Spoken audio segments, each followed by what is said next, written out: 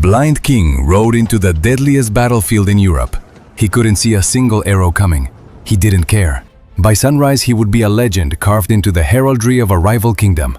But first, an entire army had to collapse. The question isn't whether John of Bohemia died at Crecy. He did. The question is why he chose to, and what happened to everyone around him. August 26, 1346, northern France. Two armies, two kings, two visions of how war should be fought. Only one of them was right. England and France are already at war. Edward III claims the French crown. Philip VI refuses. Neither king intends to back down. By 1346, Edward lands in Normandy and marches north, daring the French king to stop him. Philip gathers a much larger army and pursues the English across northern France, determined to force a decisive battle. Edward finally stops near Crecy. He studies the ground, turns to face his enemy, and begins preparing a trap. Edward stops running. He picks his ground near the village of Crécy-en-Ponthieu. He digs in. He turns around. He has a trap ready. Behind the French lines, an allied king sits still on horseback, blind, listening. John of Bohemia can already hear the army moving ahead. He waits. Edward doesn't just pick any hill. He picks a ridge where the slope forces every attacker to charge uphill. Into the wind, into the sun, into his archers. The setting sun sits behind the English line. Whether intentional or not, many French attackers spend the battle advancing into the evening glare. He divides his force into 3 divisions. One is placed under his 16-year-old son Edward, later known as the Black Prince. It will be the boy's first major battle command. 5,000 English longbowmen fan out along both flanks. The longbow outranges the crossbow and fires 3 times faster. Placed on the wings, they create overlapping fields of fire. No charge can avoid them. Edward orders his archers to dig small pits in front of their positions, hidden traps for charging war horses. Across the field, preparation and positioning begin to shape the battle before it starts. Behind the French lines, John of Bohemia listens as the English army settles into position. He hears the commands. The discipline in those English voices unsettles even seasoned soldiers nearby. Philip's massive army arrives exhausted after a brutal forced march. His senior commanders urge him, "Rest the men, attack at dawn when they're fresh." Philip agrees. He sends the order to halt. But this army has too many proud men and too few obedient ones. The knights in front don't stop. French knights don't take orders from heralds. They see the English on the ridge. They smell blood. They begin moving forward before a single command is given.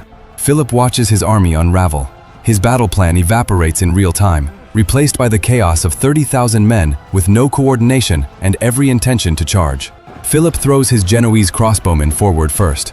Thousands of Genoese mercenaries, widely regarded among the most experienced crossbowmen in Europe.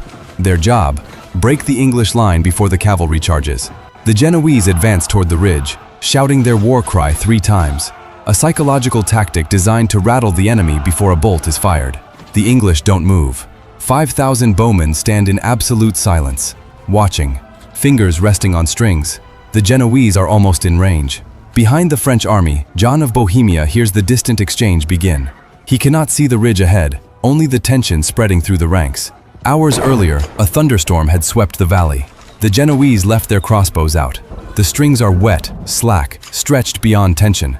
They cannot fire at full power. English archers had tucked their bowstrings under their hats during the storm, a trivial detail that will now determine the lives of thousands of men. The Genoese fire. Their bolts arc upward and fall short, striking the dirt harmlessly, nowhere near the English line. They've burned their only opening. Edward gives the signal. 1 word down the line. 5,000 bows draw in unison. The sound. Some chroniclers later compared the sound to canvas tearing across the sky. The volley rises and falls on the Genoese in 3 seconds. Men begin falling across the formation. The formation shatters instantly. They turn and run. Philip watches his advance force collapse and flee toward his own cavalry. His face, according to one chronicler, turns white with fury. He shouts an order that silences his own nobles. Chroniclers record that Philip ordered the retreating Genoese driven back into the fight. What followed was chaos. French cavalry wheel around and cut down their own retreating mercenaries, running men, unarmed, fleeing back through their own lines. John of Bohemia hears the screaming from behind the French lines. Not English screams, French ones. He doesn't yet know it's French killing French, but he knows something has gone wrong. The French cavalry now surge forward, charging over the bodies of their own dead mercenaries. Their horses stumble on the fallen Genoese. The charge is already disordered before it reaches the slope. Why does Philip keep attacking over the same ground? Pride played a role. So did doctrine, momentum, and centuries of military tradition. Many nobles simply could not accept that common archers might defeat mounted knights. Philip has also deployed primitive cannon at Crecy, one of the earliest uses of gunpowder artillery in Western European battle. They fire with a roar that echoes across the valley. The cannons are slow, inaccurate, and largely useless against the English line. Their primary effect, terrifying Philip's own horses charging up behind them. The first French cavalry charge crashes up the slope, 1,500 armored men on war horses. The most powerful land weapon of the medieval world, aimed at a ridge held by archers and infantry. Edward's archers don't aim at the knights, they aim lower, at the horses. Unarmored, fast-moving, and absolutely essential to everything a knight can do. John asks a passing knight a simple question: are they advancing? The answer comes back uncertain. Not for long. Arrows punch into horses' necks, flanks, underbellies. War horses weighing half a ton collapse at full gallop. Riders are thrown. Horses fall on knights. The charge becomes a catastrophe of iron and animals. The hidden pits complete the destruction. Horses snap legs, riders fly. The slope becomes the kind of battlefield Edward had hoped to create. Some knights break through. They reach the English infantry line. It becomes brutal, close-quarters fighting. This is where the young prince begins building the reputation that history will remember. The 16-year-old prince holds his position. His line bends under the pressure. He is surrounded on three sides. He does not retreat. He does not send for help. His commanders send an urgent rider to King Edward. The prince is overwhelmed. Send reinforcements, now. Edward asks whether his son is dead or fallen. The answer is no. Then he gives the order to hold. The young prince survives the crisis. His line holds, and the first French assault finally breaks apart below the ridge. Behind the lines, John of Bohemia's advisors are watching the first charge collapse. They come to him quietly. "My lord, the English line holds. This battle is lost. We must leave." John doesn't answer immediately. He tilts his head, listening. He can hear the second French charge beginning. He can hear Philip screaming orders. He makes a decision. Not yet. Philip launches a second charge, then a third. Each time, the English archers reload and pour another wave of arrows down the slope. Each time, the valley fills with more dead. A trained English longbowman could lose perhaps 10 arrows per minute. Across thousands of archers, sustained over time, the arithmetic of that valley becomes catastrophic. French knights who survive the arrows reach the English infantry and are cut down by men-at-arms fighting in tight, disciplined formations. There is no gap, no weak point. The trap has no exit. Philip charges again. A fourth wave. He is furious, humiliated, unable to accept what he is watching. He throws fresh cavalry into the same killing ground. The valley accepts them all. John listens to another wave forming somewhere ahead. The battle sounds less like an army attacking and more like an army repeating itself. Why doesn't Philip change tactics? He has no other plan. The French way of war is the charge. The knight is the weapon. Strip that away and Philip has nothing, and he knows it. Historians count at least 15 separate French cavalry charges at Crecy, 15 times across the same slope, 15 times into the same arrows. Each charge costs more men than the last. Whether driven by pride, doctrine, confusion, or momentum, the result is the same. More French knights ride into the same deadly ground. John of Bohemia has heard enough. 12 charges, maybe 15. He knows the battle is lost. He also knows exactly what he is going to do next. He calls his knights to him. Around him, nobles are already leaving the field. John remains where he is. According to Froissart's chronicles, his words were remembered as, "I pray you, bring me forward so that I may strike one blow with my sword." One blow. Not victory, not survival, not rescue. One blow with his sword. As a knight, as a king, as a man who has spent 50 years defined by action and refuses to end defined by absence. His knights look at each other across the saddle. No one speaks. They have followed John of Bohemia across half of Europe, from Lithuania to Italy. This is one more road. They don't argue. They don't try to protect him by refusing. They honor him by obeying. Each knight takes his rein and knots it to the next man's. 4 horses, 4 men, bound together. They understand what this means. Tied together, none of them can turn back without stopping all the others. They are choosing, in this knot, to go all the way in, or not at all. John straightens in his saddle. He cannot see the arrows. He cannot see the slope, the English line, the bodies of 1,000 men below. He doesn't need to. He gives the word. They ride. 4 horses, 4 men, moving forward into the smoke and chaos. The chronicles say they fought, with discipline, with purpose. How far they got, the sources don't agree, but they went forward. Another major French assault collapses under heavy losses. His own horse is struck by an arrow and goes down beneath him. A knight grabs the king and physically drags him away from the field. Philip doesn't want to leave. He is still screaming orders, but there is no army left to receive them. The greatest chivalric force in Europe has been destroyed. By archers, by a slope, by a plan. As darkness falls, Philip rides to the nearest castle and hammers on the gate. The keeper shouts from the walls, "Who goes there?" Philip answers, "The fortune of France."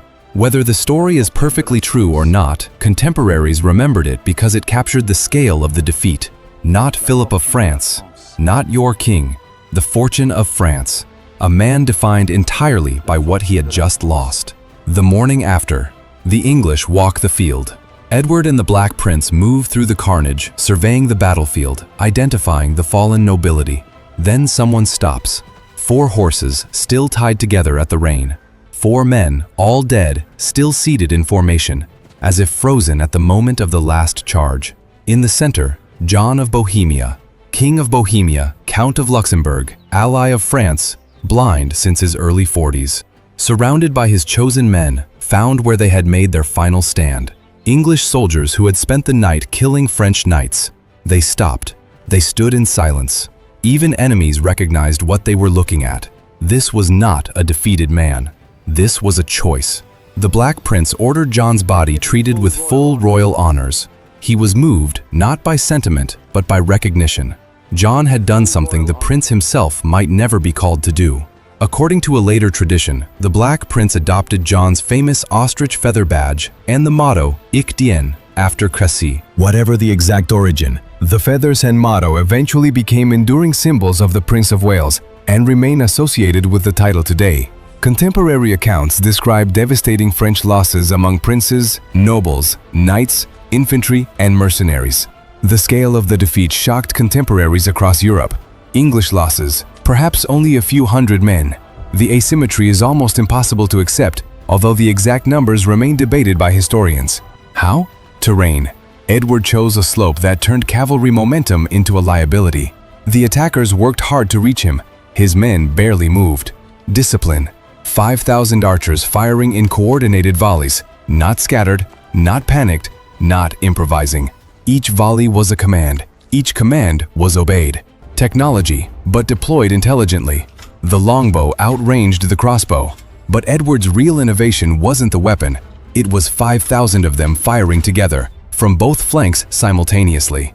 Philip had more men, heavier cavalry, crossbowmen, and even cannon. Yet throughout the day, his attacks became increasingly predictable and costly. Edward understood how French cavalry had fought for generations.